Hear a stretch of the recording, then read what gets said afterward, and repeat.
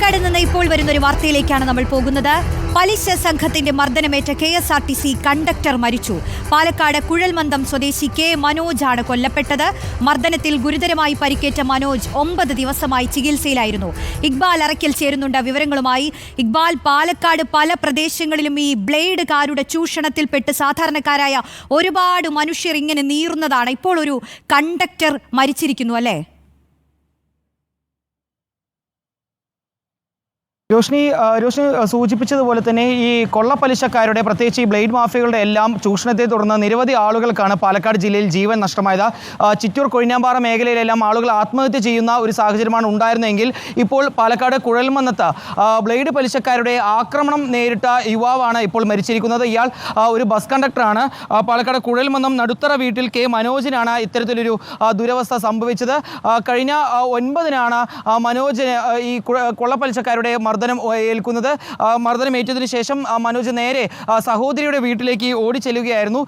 ഏറെ അവശനായ നിലയിലായിരുന്നു മനോജ് ആ സമയത്തുണ്ടായിരുന്നു. ഉടൻ തന്നെ ബന്ധുക്കൾ ചേർന്ന് മനോജിനെ ആശുപത്രിയിൽ പ്രവേശിപ്പിച്ചു. പരിക്കുകൾ കൂടുതലായതുകൊണ്ട് തന്നെ മനോജിനെ പിന്നീട് തൃശ്ശൂർ മെഡിക്കൽ കോളേജ് ആശുപത്രിയിലേക്ക് മാറ്റുകയാണ് ഉണ്ടായത്. ആരോഗ്യസ്ഥിതി മോശമായതിനെ തുടർന്ന് ആശുപത്രിയിലേക്ക് മാറ്റിയെന്നാണ് ബന്ധുക്കൾ ഉൾപ്പെടെ പറയുന്നത്. മരണകാരണമാവുന്ന നിരവധി പരിക്കുകൾ മനോജിന്റെ ശരീരത്തിൽ ഉണ്ടായിരുന്നതായാണ് പോലീസും ഇപ്പോൾ ഏതായാലും വ്യക്തമാക്കിയിട്ടുള്ളത്. നിലവിൽ മനോജ് തൃശ്ശൂർ മെഡിക്കൽ കോളേജ് ആശുപത്രിയിൽ ചികിത്സയിലായിരുന്നു. ഇന്ന് രാവിലെയാണ് മനോജ് മരണത്തിന് കീഴടങ്ങിയത്.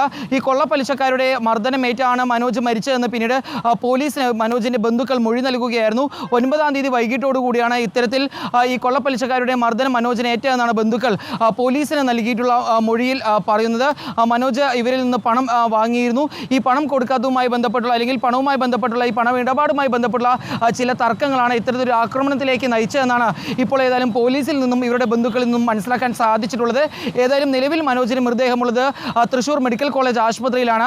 നിലവിൽ പുതുനഗരം പോലീസിന്റെ അന്വേഷണ പരിധിയിൽ വരുന്ന സ്ഥലത്താണ് വെച്ചാണ് ഈ ആക്രമണം നടന്നതെന്നാണ് മനസ്സിലാക്കാൻ സാധിച്ചിട്ടുള്ളത്. Puthunagaram police Thrissur medical college ആശുപത്രിയിലേക്ക് പുറപ്പെടുന്നുണ്ട്. അവിടെ വെച്ച് ഇൻക്വസ്റ്റ് നടപടികൾ പൂർത്തിയാക്കിയതിനു ശേഷം പോസ്റ്റ്മോർട്ടം നടപടികളിലേക്ക് കടക്കും. അതിനുശേഷം മാത്രമേ ഈ മരണവുമായി ബന്ധപ്പെട്ട കൂടുതൽ കാര്യങ്ങൾ വ്യക്തമാക്കാൻ സാധിക്കൂ എന്നാണ് പോലീസ് അറിയിച്ചിട്ടുള്ളത്. ഇക്കഴിഞ്ഞ 9-ാം തീയതിയാണ് ഇത്തരത്തിൽ പാലക്കാട് കുഴൽമന്നത്ത് എത്തനൂരിന് സമീപത്ത് വെച്ച് മനോജിനെ ആക്രമണം ഏറ്റതെന്നാണ് മനോജിന്റെ ബന്ധുക്കൾ പറയുന്നത്. കൊള്ളപ്പലിശക്കാരുമായി നടത്തിയിട്ടുള്ള സാമ്പത്തിക ഇടപാടുമായി ബന്ധപ്പെട്ട് അതിന് തർക്കമാണ് ഇത്തരത്തിലൊരു ആക്രമണത്തിലേക്ക് വഴിവെച്ചതെന്നാണ് മനോജിന്റെ ബന്ധുക്കളിൽ നിന്ന് മനസ്സിലാക്കാൻ സാധിച്ചത്. ഏതായാലും ബന്ധുക്കൾ നൽകിയുള്ള പരാതിയുടെ അടിസ്ഥാനത്തിൽ പോലീസ് അസ്വാഭാവിക മരണത്തിന് കേസെടുത്തിട്ടുണ്ട്.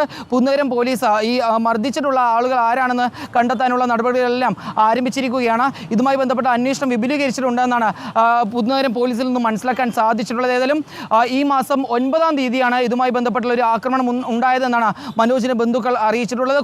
കൊള്ളപ്പലിശക്കാരുടെ ആക്രമണം കാരണം പാലക്കാട് ജില്ലയിൽ ഒരു ജീവൻ നഷ്ടമായിരിക്കുന്നു. നേരത്തെ ഈ കൊള്ളപ്പലിശക്കാരുടെയും അതുപോലെ തന്നെ ഈ ബ്ലേഡ് മാഫിയകളെല്ലാം ഭീഷണിയെ തുടർന്ന് നിരവധി ആളുകൾ ആത്മഹത്യ ചെയ്ത ഒരു ജില്ലയാണ് പാലക്കാട്.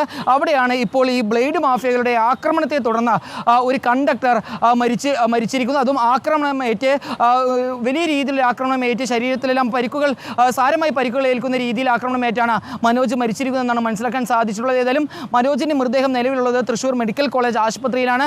അവിടെ വെച്ച് പോസ്റ്റ്മോർട്ടം പൂർത്തിയാക്കിയതിനു ശേഷം കൂടുതൽ കാര്യങ്ങൾ വ്യക്തമാക്കാൻ കഴിയുമെന്നാണ് നിലവിൽ പുതുനഗരം പോലീസ് സ്റ്റേഷനിലെ ഉദ്യോഗസ്ഥർ അറിയിച്ചിട്ടുള്ളത്. രോഷ്നി, ഇക്ബാൽ, ഈ നമ്മൾ പണം തിരിച്ചടയ്ക്കാൻ ഒരു ദിവസത്തെ കാലതാമസം വന്നാൽ പോലും സാധാരണക്കാരായ മനുഷ്യരെ വലിയ രീതിയിൽ ഭീഷണിപ്പെടുത്തുന്ന ബ്ലേഡ് സംഘങ്ങളെയാണ് നമ്മൾ പാലക്കാട് സ്ഥിരമായി കാണാറുള്ളത്. ഈ സംഭവത്തിലും ഇത്തരത്തിൽ ഈ ബ്ലേഡുകാർ വലിയ രീതിയിൽ ഭീഷണിപ്പെടുത്തിയിട്ടുണ്ടായിരിക്കും അല്ലേ ഈ കണ്ടക്ടറെ? തീർച്ചയായും നിരവധി തവണ ഉറപ്പായും മനോജിന് നേരെ ഇത്തരത്തിലുള്ള ഭീഷണികൾ വന്നിട്ടുണ്ടാകും. അതിനുശേഷമായിരിക്കും ഒരു പക്ഷേ ഈ ആക്രമണത്തിലേക്ക് ഈ ബ്ലേഡ് മാഫിയകൾ കടന്നിട്ടുണ്ടാവുക. ലഭ്യമാവുന്ന വിവരപ്രകാരം ഈ മാസം 9-ന് കുളവൻമുക്കിലെ സാമ്പത്തിക ഇടപാടുകാർ, ബ്ലേഡ് മാഫിയക്കാരാണ് മനോജിനെ ആക്രമിച്ചതെന്നാണ് മനസ്സിലാക്കാൻ സാധിക്കുന്നത്. കുളവൻമുക്ക് എന്ന് പറയുന്നത് കുഴൽമന്നത്തിന് സമീപമായിട്ടുള്ള പ്രദേശമാണ്. അവിടെ ഉള്ള ചില ബ്ലേഡ് മാഫിയ അംഗങ്ങളുടെ നേതൃത്വത്തിൽ നടത്തിയ ഒരു ആക്രമണമാണ് മനോജ് മരിക്കാൻ കാരണമെന്നാണ് ബന്ധുക്കൾ ഉൾപ്പെടെ ഏതായാലും പോലീസിനെ അറിയിച്ചിട്ടുള്ളത്. ഇവരുടെ ബന്ധുക്കളാണ് ഈ സാമ്പത്തിക ഇടപാടുമായി ബന്ധപ്പെട്ടുള്ള അല്ലെങ്കിൽ ഈ ബ്ലേഡ് മാഫിയുമായി ബന്ധപ്പെട്ടുള്ള വിവരങ്ങൾ പോലീസിന് കൈമാറിയിട്ടുള്ളത്. പുതുനഗരം പോലീസാണ് ഈ സംഭവവുമായി ബന്ധപ്പെട്ടുള്ള അന്വേഷണം നടത്തുന്നത്. ഏതായാലും പോലീസ് ഈ ബന്ധുക്കളുടെ വിശദമായ മൊഴി രേഖപ്പെടുത്തിയതിനു ശേഷം നിലവിൽ അസ്വാഭാവിക മരണത്തിനാണ് കേസെടുത്തിരിക്കുന്നത്. നിലവിൽ പുതുനഗരം പോലീസ് സ്റ്റേഷനിലെ ഉദ്യോഗസ്ഥർ തൃശൂർ മെഡിക്കൽ കോളേജ് ആശുപത്രിയിലാണുള്ളത്. അവിടെ വെച്ച് ഈ ഇൻക്വസ്റ്റ് നടപടികൾ പൂർത്തിയാക്കിയതിനു ശേഷം പോസ്റ്റ്മോർട്ടം നടപടികളിലേക്ക് കടക്കും. അതിനുശേഷം കൂടുതൽ കാര്യങ്ങൾ വ്യക്തമാക്കാമെന്നാണ് ഉദ്യോഗസ്ഥർ അറിയിച്ചിട്ടുള്ളത്. ഏതായാലും ഇൻക്വസ്റ്റ് നടപടികളിൽ ഉൾപ്പെടെ മനോജിൻ്റെ ശരീരത്തിൽ വലിയ രീതിയിൽ മരണത്തിന് കാരണമാവാൻ തരത്തിലുള്ള പാടുകൾ അല്ലെങ്കിൽ പരിക്കുകൾ ഉണ്ട് എന്ന രീതിയിലുള്ള വിവരങ്ങളും പോലീസിൽ നിന്നും ലഭ്യമായിട്ടുണ്ട്. ഏതായാലും ഇതുമായി ബന്ധപ്പെട്ടുള്ള കൂടുതൽ വിവരങ്ങൾ പോസ്റ്റ്മോർട്ടത്തിന് ശേഷം വ്യക്തമാക്കാമെന്നാണ് ഉദ്യോഗസ്ഥർ അറിയിച്ചിട്ടുള്ളത്. ഈ മാസം 9-ന് മനോജിനെ കുളവൻമുക്കിലെ ഈ ബ്ലേഡ് മാഫിയക്കാരിൽ നിന്ന് ആക്രമണമേൽക്കുന്നു. ശേഷം സഹോദരിയുടെ വീട്ടിലേക്കാണ് മനോജ് ആദ്യമായി എത്തുന്നത്. അവിടെ വെച്ച് ക്ഷീണിതനായ മനോജിനെ ബന്ധുക്കൾ കാണുകയും ഉടൻ തന്നെ ആശുപത്രിയിലേക്ക് പ്രവേശിക്കുന്നു. അവിടെ നിന്ന് ഈ ശാരീരിക അവസ്ഥ മനോജിനെ മോശമായതിനെ തുടർന്ന് തൃശൂർ മെഡിക്കൽ കോളേജ് ആശുപത്രിയിലേക്ക് മനോജിനെ മാറ്റുകയായിരുന്നു. നീണ്ട 9 നാൾ ചികിത്സയ്ക്ക് ശേഷം ഇന്ന് രാവിലെ മനോജ് തൃശൂർ മെഡിക്കൽ കോളേജ് ആശുപത്രിയിൽ ചികിത്സയിലിരിക്കുകയാണ് മരിച്ചിട്ടുള്ളത്. ഏതായാലും ഈ സംഭവവുമായി ബന്ധപ്പെട്ട് പുതുനഗരം പോലീസ് കേസെടുത്തിട്ടുണ്ട്. ഉടൻ തന്നെ മറ്റു വിവരങ്ങൾ ലഭ്യമാക്കാൻ കഴിയുമെന്നാണ് പ്രതീക്ഷിക്കുന്നത്. രോഷ്നി, ഇക്ബാൽ, ഈ മനോജിന്റെ ശരീരത്തിലുള്ള മുറിവുകളെ കുറിച്ച് ഡോക്ടർമാരുടെ മൊഴി പോലീസ് കൃത്യമായി രേഖപ്പെടുത്തിയിട്ടുണ്ടോ? അന്വേഷണം ആ വഴിക്ക് തന്നെയാണോ?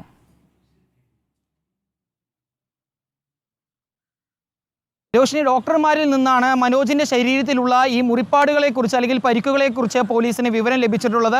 ഇൻക്വസ്റ്റ് നടപടികളിലും ഇതുമായി ബന്ധപ്പെട്ടുള്ള ചില സൂചനകൾ ലഭിച്ചിട്ടുണ്ട് എന്ന് പോലീസിൽ നിന്നും മനസ്സിലാക്കാൻ സാധിക്കുന്നുണ്ട്. പക്ഷേ ഈ കാര്യത്തിൽ ഒരു വ്യക്തത വരണമെങ്കിൽ പോസ്റ്റ്മോർട്ടം ഉൾപ്പെടെയുള്ള നടപടികൾ പൂർത്തിയായേ മതിയാവൂ. ആദ്യം മനോജിന് ശാരീരിക അവശതകളെ തുടർന്ന് ആശുപത്രിയിലേക്ക് പ്രവേശിക്കുന്നു എന്നാണ്, അല്ലെങ്കിൽ അത്തരത്തിൽ പ്രവേശിപ്പിച്ചിരിക്കുന്നു എന്നാണ് പോലീസിന് ലഭിച്ചിരുന്ന വിവരം. പിന്നീടാണ് മനോജിൻ്റെ ഈ അവസ്ഥ മോശമായതിനെ തുടർന്നാണ് ബന്ധുക്കൾ ഉൾപ്പെടെ പോലീസ് സ്റ്റേഷനിലെത്തുകയും ഈ കാര്യങ്ങളെല്ലാം തുറന്നു പറയുകയും ചെയ്തത്. ആ സമയത്ത് ബന്ധുക്കളിൽ ഒരാൾ നൽകിയ മൊഴിയിലാണ് ഈ ബ്ലേഡ് മാഫിയ സംഘങ്ങളെക്കുറിച്ചുള്ള വിവരം പോലീസിന് ലഭിച്ചിട്ടുള്ളത്. അതിനുശേഷമാണ് പോലീസ് കൃത്യമായ ഒരു അന്വേഷണം നടത്തുകയും കുളവൻമുക്കിലെ ഇടപാടുകാരാണ് അല്ലെങ്കിൽ ബ്ലേഡ് മാഫിയ സംഘമാണ് മനോജിനെ മർദ്ദിച്ചതെന്നാണ് പോലീസ് കണ്ടെത്തിയിരിക്കുന്നത്. ഏതായാലും ഇവരെ കേന്ദ്രീകരിച്ചുള്ള അന്വേഷണം പോലീസ് ആരംഭിച്ചിരിക്കുകയാണ്. പ്രദേശത്തുള്ള ബ്ലേഡ് മാഫിയ അംഗങ്ങൾ ആരാണ്, അതേപോലെ തന്നെ മനോജിനെ മർദ്ദിച്ചിട്ടുള്ളത് ആരാണ് എന്ന രീതിയിലുള്ള അന്വേഷണം നടത്തി ഇവരെ കണ്ടുപിടിക്കാനുള്ള ശ്രമത്തിലാണ് നിലവിൽ പുതുനഗരത്തുള്ള പോലീസുകാർ.